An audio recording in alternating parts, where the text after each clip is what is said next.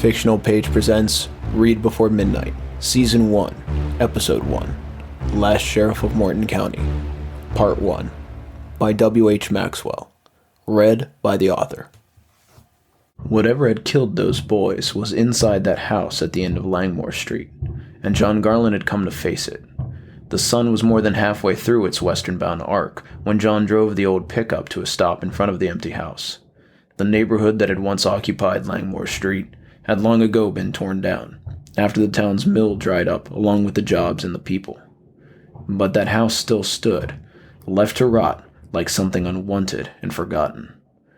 When John looked up into its derelict face, the broken-out windows and the darkness beyond, he could feel it staring back at him, angry at the world and the people who had deserted it, angry at him. The feeling made his stomach rise a little, and the wiser half of him thought of turning the truck around and heading back to town. Nonsense, he thought. Just a house. But it wasn't. And there was more than just a rotting building in that abandoned lot. Wasn't that the reason he'd come out after all? If he turned back to town and ran, the thought of that left moss fluttering in his belly. It wouldn't change a thing. What was inside there would still be in there, and more children and people would go missing.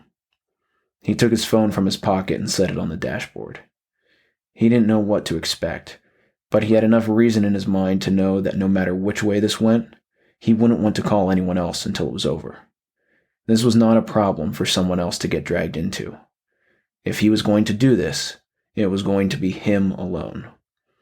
With that in mind, he opened the door and planted 2 old but firm feet onto the gravel road.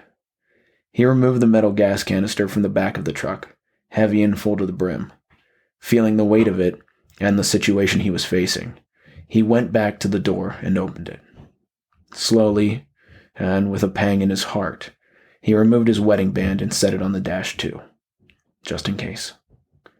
Then he retrieved the old service revolver he had worn all those years, but never once fired in real heat, and put it in his pocket, just in case. John had lived in Minister's Creek for all of his 67 years, as his father and grandfather before him. He had spent more than half of that time as the Sheriff of Morton County, and Minister's Creek as a result of the town being the seat of the county.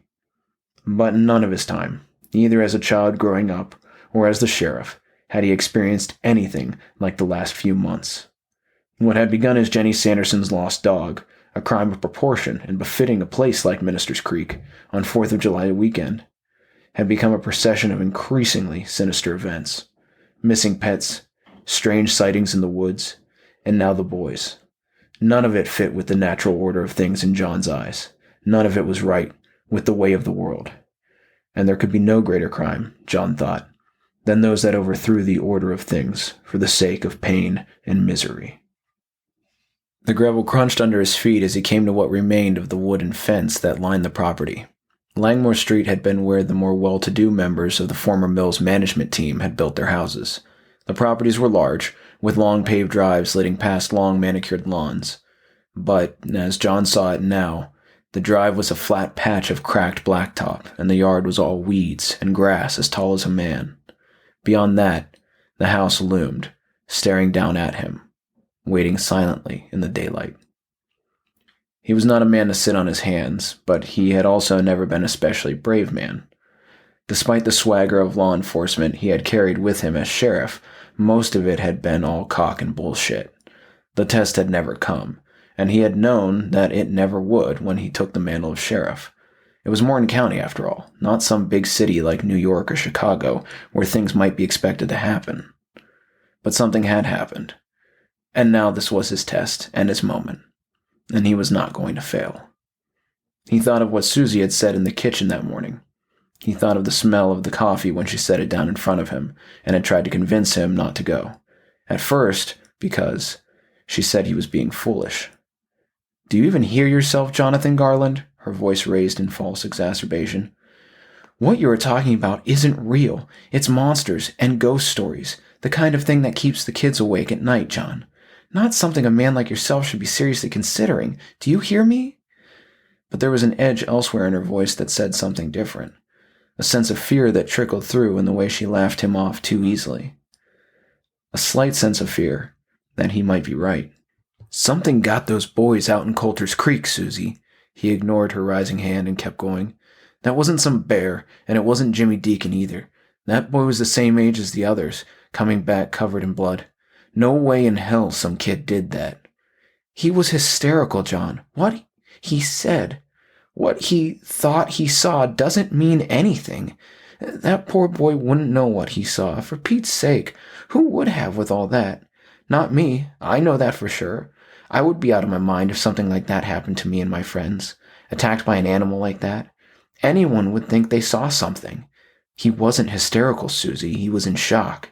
And it wasn't an animal that did this. I mean, seriously. He put his hand down on the table then, harder than he'd meant to, and the coffee mug burped out some of its liquid. How many bear attacks have there been in Morton County? In the last 50 years?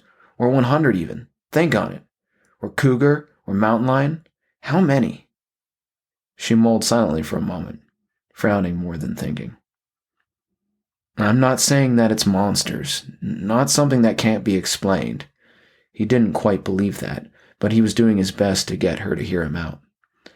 But in the last 3 months, we've had more things, bad things, happen in this town than I ever saw on the job.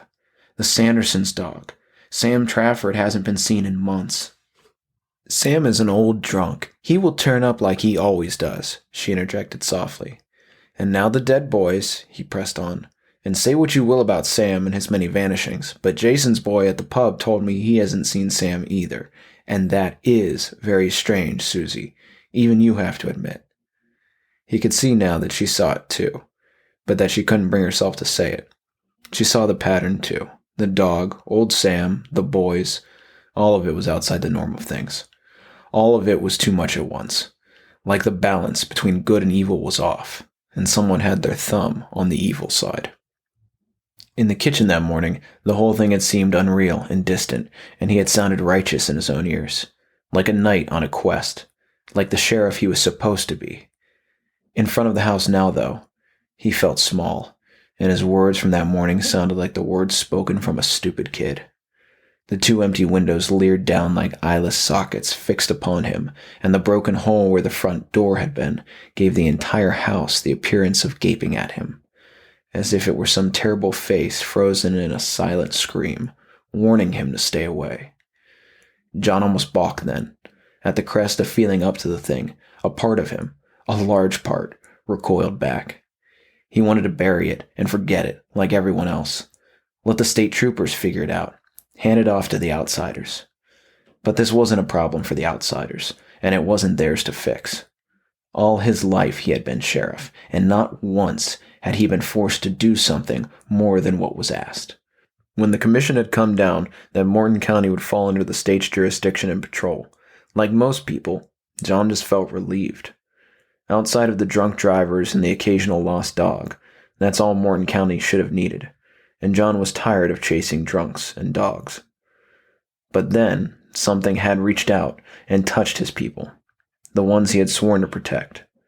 If no state boy was going to get it done, then John damn well would. Before he could think on it any more, his feet were moving over the cracked blacktop and down what was left of the little lane. The grass that lined the drive was just over his head, so that he could only see the second floor and the 2 empty windows. The green the tall grass had once been had begun to turn wheat and oat-colored as the season started to change to autumn. To John it felt as if he had stepped between 2 high walls of greenish amber that twitched slightly each time the cool breeze rolled through. This far out of town, all he could hear was the birds and insects of the world in passing, the sound of his steps when they struck an odd patch of rock poking from the ground, and the gentle whispering of the grass as it stirred. Halfway down the lane, no more than 100 feet, John stopped to catch his breath. He set down the heavy metal canister and tugged at the collar of his jacket, unzipping the top half. A sudden heat had risen up from inside of him, and he doubled over, his neck straining tight. He sprayed a trail of vomit, watery and brown with coffee, into the grass. After a moment, he partially recovered and straightened himself. Eyes still watering, he looked back down the lane the way he had come, to the truck still parked on the far side of the street. It seemed oddly far away now, as though the ground between him and the vehicle had stretched out like a piece of clay. It seemed... No, John thought. It's the water in my eyes is all. But it seemed grayer, if that was possible. Like the truck in the world outside the lane was somehow bleached of some of its color. I'm not going back, John said, alone in the driveway, heading off the suggestion before his mind could lead him there. No.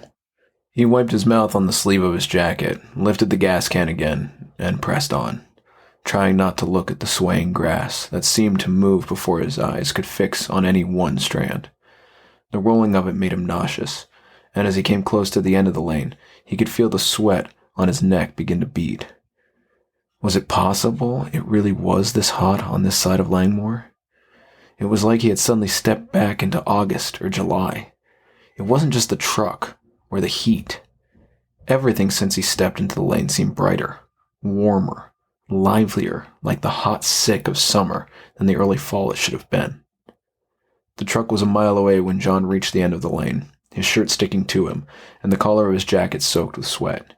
He wanted to curse to himself aloud and break the silence to complain about the weather and how the lane had suddenly grown longer. But the whole time down the drive, he felt like he was being watched. He felt like he needed to be silent. Less like a sheriff approaching a doorstep with some business, and more like a kid sneaking onto a neighbor's property. Something in the window closest to him moved, and his neck snapped upward, catching a glimpse of white before it stepped back. He blinked and saw nothing in the window. The wind blew, and the tall grass stirred, and crickets buzzed. Was the wind really moving the grass so much? It seemed to dance and bend more than it should have, John thought. The porch was just ahead, and he made his way up to it. If there had once been steps there, they were a distant memory beneath a motley of runted yellow grass, and John had to lift himself up. He stood with a grunt, his rusty bones creaking slightly, and giving him bark for the extra effort they had shown. All at once, the sounds of the world stopped. The little birds and insects that had been chirping and buzzing before hushed themselves suddenly. Even the wind halted, and the grass now stood stiff and vertical and unmoving, as though holding its breath at attention. John looked out across the pool of grass at the truck so far away, the light of the sun cool and silvery behind some cloud. It tasted like rain, but the air was dry. A floorboard groaned somewhere, and John almost jumped out of his skin, his heart leaping into his throat with a heady throb. Too damn jittery, he thought. Too skittish for the man's work. It's a squirrel, or the wind. But there was no wind, and the thought died before it could finish. He had a reason to be afraid. He knew it. He couldn't define it. He couldn't prove it. But every part of him was humming now, ready to jump and run if need be. Because that's how it was with danger. Even without knowing it was there, sometimes, a part of him, of everyone, John thought, could sense when something else was watching them. And if those eyes were harmful in their intentions, or worse, less than human, that feeling was doubly so. Aware of his footsteps, the loud and resounding sound they made in the empty field where they should have been so quiet, John began toward the open maw of the house. There were no windows in the first floor, simply bare slanted boards crusted with peeling white paint, hiding whatever lurked inside. Moments that stretched into small eternities passed between each creaking step and thudding boot. Gentle movements turned into thunderous clapping in the sudden and still silence. He dared not look back toward the road again and see all those rows upon rows of straight, staring grass, like an audience watching a stage that only he was on, watching and waiting for the actual show to begin. When his feet stopped, he stood looking into the dark black mouth of the house. The empty gap in its front where the door should have been. Instead of a door, John saw ripped hinges and a slanting frame that gave the entry the appearance of a nightmarish carnival funhouse. The inside remained a mystery shrouded in darkness, as though the sunlight from outside simply stopped at the entryway, creating an odd stiffness to the shadows that John didn't like. There was a passing whiff on the breeze, something like sour milk, and the phone began to ring. It was so startling and out of place, John reached for his pocket, half thinking it was his own cell phone, before feeling the weight of the service revolver, and remembered it was back in the truck. The ringing was coming from inside the house, chill and metallic. His eyes scanned the roofline for a telephone wire that didn't exist. The understanding dawned on him. Whatever was here knew he was here too, and now it was very literally calling out to him. The realization made his bladder tighten, and he involuntarily bent his knees slightly, like a little boy waiting for the teacher to let him go to the bathroom. He thought again of just leaving, of just letting it all be and going back. He thought of what would happen, if he even really knew. He thought of Jimmy Deacon, covered in pieces of his friends, blood clumping up in his hair. He thought of the bodies, what was left, torn apart and impaled high on the tree limbs out in Collins Woods. He thought of what Susie had said, what they had all said, about letting the state boys handle it. But they won't handle it, John knew. Not in the way the town wanted and needed. When no killer could be found or even profiled by the evidence, and when no suspects came up, the case would run cold. And then that would be it. Years ago, when LED lights had become commonplace on the market, Susie bought him one to put on his keychain as a flashlight. He reached for it now, jangling his keys out awkwardly as he cast a bright white cone of light into the blackness of the door and stepped inside. The telephone stopped ringing when he crossed the entry. End of part 1.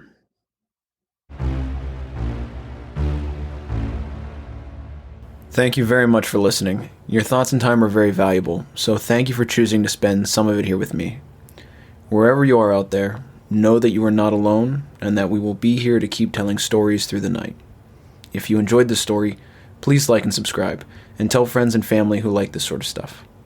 As an independent writer and artist, producing these works takes a ton of time and effort, done purely from a passion to tell stories. If you want to support me directly, please consider checking out my other works at www.fictionalpage.com, or become a patron at patreon.com/fictionalpage, or use the links below. Thanks for listening, and until next time.